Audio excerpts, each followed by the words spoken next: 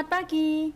Selamat bertemu lagi dengan saya, Bu Endang, yang akan memberikan materi bahasa Indonesia. Semoga hari ini semua dalam keadaan sehat dan selalu dalam lindungan Allah. Mari kita mulai pelajaran ini dengan berdoa sesuai dengan ajaran agama masing-masing. Marilah kita berdoa.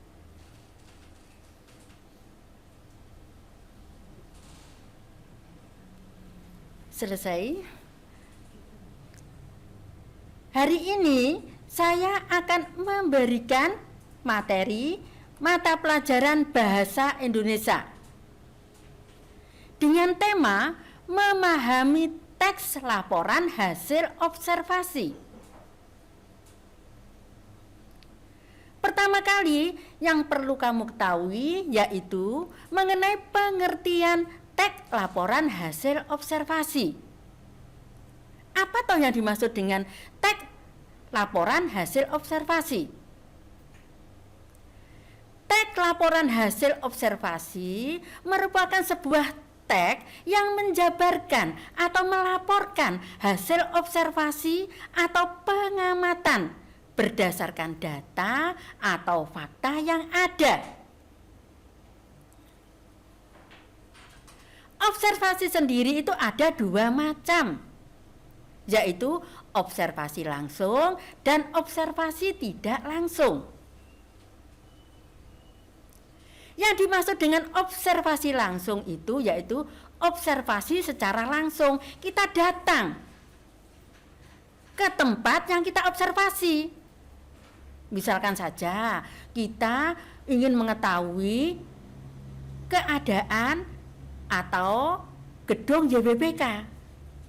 Kita datang, kita melihat. Setelah kita melihat, kita mengamati. Mana ya ruang guru, mana ya ruang kelas-kelas, mana ya ruang yang lainnya. Nah, setelah kita mengamati, kita melakukan pencatatan. Kita merasakan, oh ini loh gedung SMK YBBK Pare. Nah, jadi observasi secara langsung, datang secara langsung, melihat langsung, mengamati langsung. Dalam observasi ini tidak ada kita harus tanya jawab, tidak ada. Kita hanya melihat, mengamati saja. Lalu apakah yang dimaksud dengan observasi tidak langsung?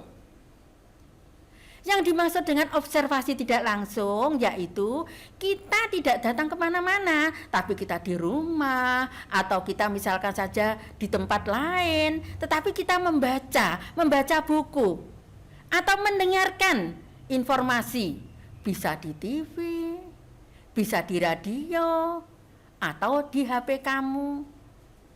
Lalu kita mendapatkan berita, dan berita-berita itu kita kumpulkan. Nah, setelah kita kumpulkan, kita buat laporan. Nah, itu yang namanya observasi secara tidak langsung. Berikutnya, yaitu mengenai prinsip-prinsip atau ciri-ciri teks laporan hasil observasi. Jadi observasi itu mempunyai ciri-ciri atau prinsip-prinsip. Yang pertama, laporan hasil observasi itu harus objektif. Apa yang dimaksud dengan objektif? Yang dimaksud dengan objektif itu bersifat apa adanya. Jadi kita tidak mengarang. Ya apa adanya, yang kita lihat, ya itu kita tulis apa adanya, tidak menambah, tidak mengurangi. Yang kedua, yaitu fakta. Apa tuh fakta? Fakta itu nyata, benar. Jadi benar-benar ada, benar-benar nyata kita lihat itu bisa, itu namanya nyata, fakta. Yang ketiga, yaitu spesifik. Spesifik itu hanya membahas satu topik saja. Misalkan saja ya, kita observasi ingin melihat atau keadaan gedung SMK YBBK Pare. Ya yang kita bahas hanya apa? Ya hanya mengenai keadaan yang ada di SMK YBBK Pare. Tidak boleh lain. Tahu-tahu kamu menyebutkan, oh rumah sakit, lalu menyebutkan yang lainnya lagi puskesmas. Itu tidak boleh, hanya satu saja, satu topik. Berikutnya, yang keempat yaitu lengkap. Yang dimaksud lengkap itu semua hasil pengamatan itu kita paparkan seluruhnya. Kita paparkan itu kita uraikan. Kita uraikan secara seluruhnya. Lalu yang kelima itu sistematik. Yang dimaksud sistematik itu secara runtut atau berurutan. Jadi kalau kita membuat sebuah laporan teks hasil observasi itu harus berurutan, tidak boleh dibolak-balik itu ya. Harus berurutan.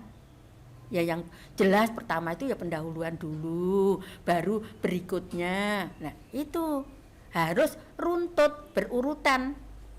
Yang terakhir yaitu nomor 6 itu menarik dan mudah dipahami oleh pembaca. Jadi kalau kamu akan membuat sebuah laporan observasi, pilih yang menarik. Yang menarik itu ya yang disukai atau yang gembar saat-saat ini. Itu adalah menarik. Nah, mudah dipahami oleh pembaca itu tata caramu penulisan seperti yang di atas itu sistematik jadi berurutan. Jadi mudah dipahami oleh pembaca.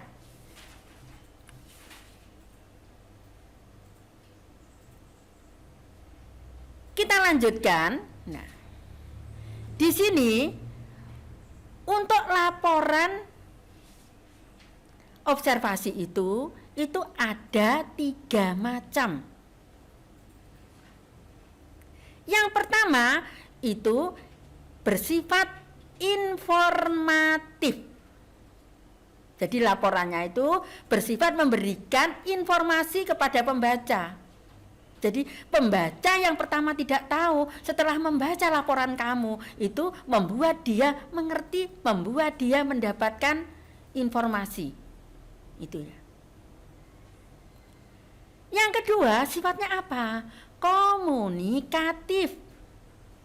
Yang dimaksud komunikatif itu mudah dipahami dan dimengerti oleh pembaca. Jadi di sini itu komunikatif itu tulisanmu itu tidak berbelit-belit.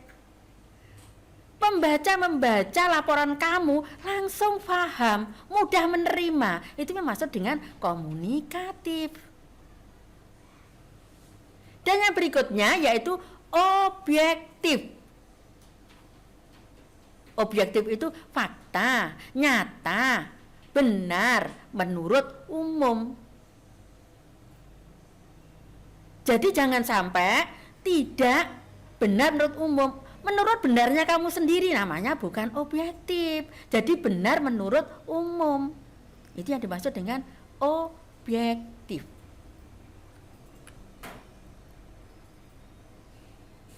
Itulah yang dimaksud dengan sifat teks laporan hasil observasi. Mari kita lanjutkan, yaitu mengenai struktur teks laporan hasil observasi. Struktur teks laporan hasil observasi itu ada 2 macam. Yang pertama itu yaitu pernyataan umum atau biasa disebut dengan klasifikasi. Apa yang dimaksud dengan pernyataan umum atau klasifikasi? Yaitu berupa definisi. Ini letaknya pada paragraf pertama. Isinya apa? Isinya menyampaikan hal umum yang selanjutnya diperinci ke paragraf-paragraf berikutnya. Nah, itu yang dimaksud dengan klasifikasi. Jadi merupakan paragraf pertama berupa definisi atau berupa pengertian, itu sama itu ya. Nah itu.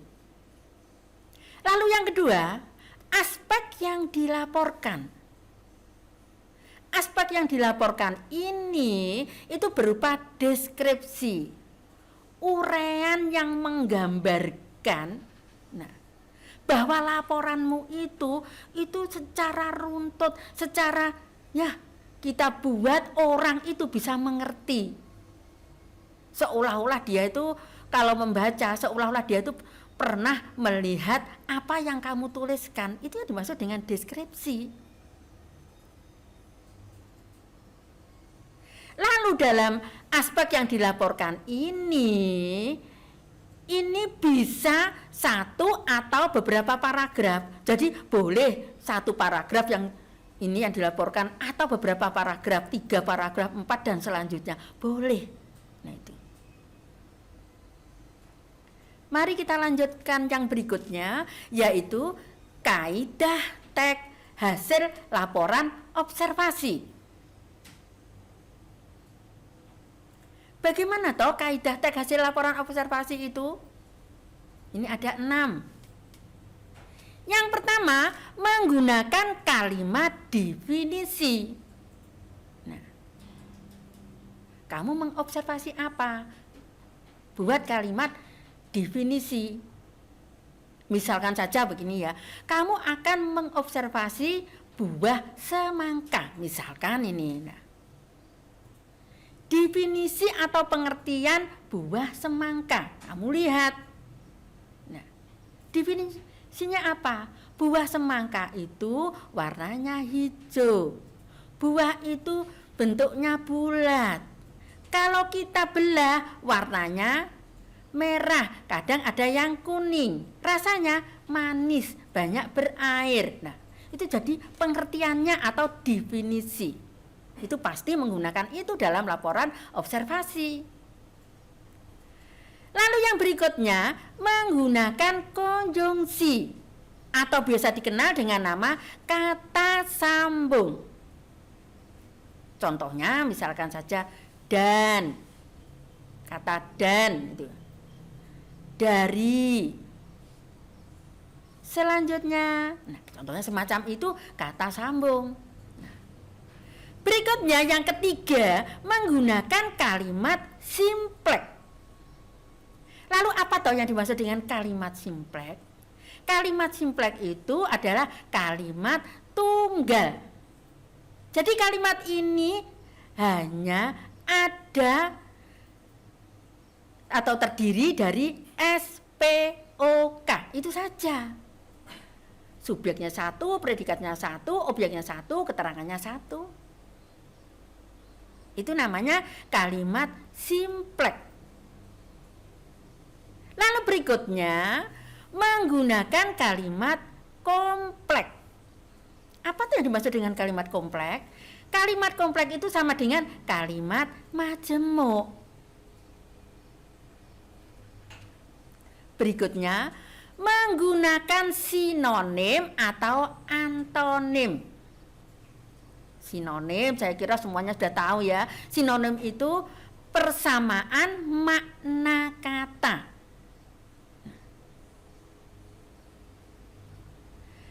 Berikutnya atau antonim. Antonim, tidak ada sinonim tapi ada antonimnya. Harus ada itu. Nah, antonim yaitu lawan kata.